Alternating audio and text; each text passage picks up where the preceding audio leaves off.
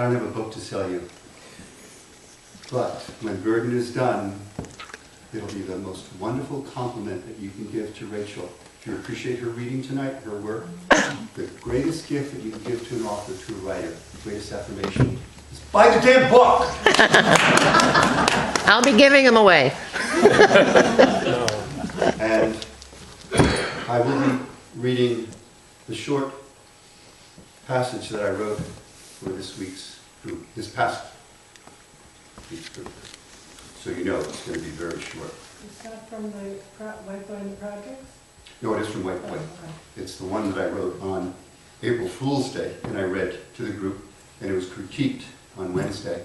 But since it's a very short passage, I have to mention this, at least in passing.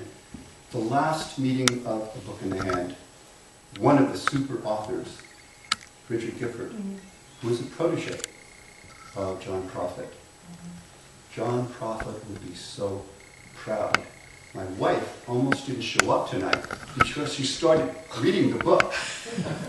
And Macmillan Wharf, set in Provincetown, is extraordinary. So my wife gets bored during my reading.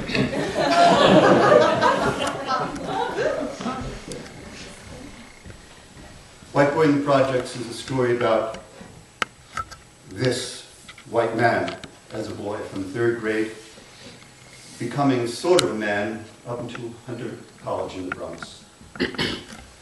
And that's when I went off to graduate school and left the projects, and my family was still there. And the story continues, but I'm going to read tonight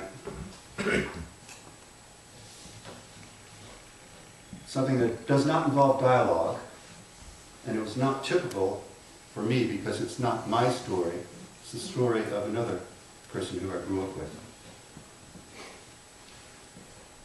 A second-hand story gets filtered by time, the teller, and the reteller. This one is unburied after 4 decades. My brother Junior drank that night. His girlfriend's mother drank too. Love of alcohol, his wine, her beer, was something they had in common. Loud noises came from a 2nd-story apartment after midnight. The 2 drinkers, lost in their haze, didn't care what filled the apartment and spilled onto the neighborhood. The more they drank, the louder they got. Someone called the cops. 2 Yonkers police climbed the stairs, used their billy clubs to pound on the door with the booming, bellowing voices. At the top of the stairs, the unsteady mother opened the door and moved out of the way. The young man stood in the doorway, steadied himself with a hand on either side of the frame, filling the space. I'll add something that is not in the story now. I was always jealous of my brother because he had muscles like thighs, and he's 6'4" and 3/4, and he's a magnificent physical specimen. And even though I went on to do some things that I could be proud of physically, I never could meet up to his standard. He just.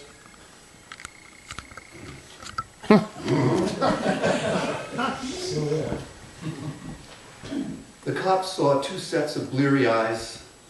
One of the men in blue made a gut assessment. That cop placed the young man's hands behind his back as if to cuff him. Then, with both hands on brother's back, shoved him down the flight of stairs.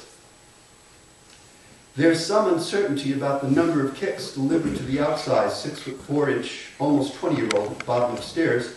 Nothing uncertain about the charge of drunk and disorderly. Bruises showed the inebriated young man resisted arrest. He was jailed overnight. There was a witness who was not drinking that night.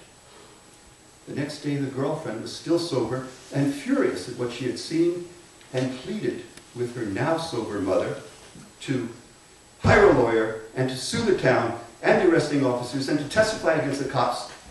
Police brutality, false arrest, or some such. Her mother refused. The charges were dropped. Junior was released. The girlfriend got her boyfriend back, loved her mother no matter what. Was there ever justice or compensation for the one who was thrown down the stairs? No video. Rachel, where were you? No cell phone? No, never happened. Until now, the story has not been told. A poem about a tree falling in the woods. No one heard it fall. Something like that.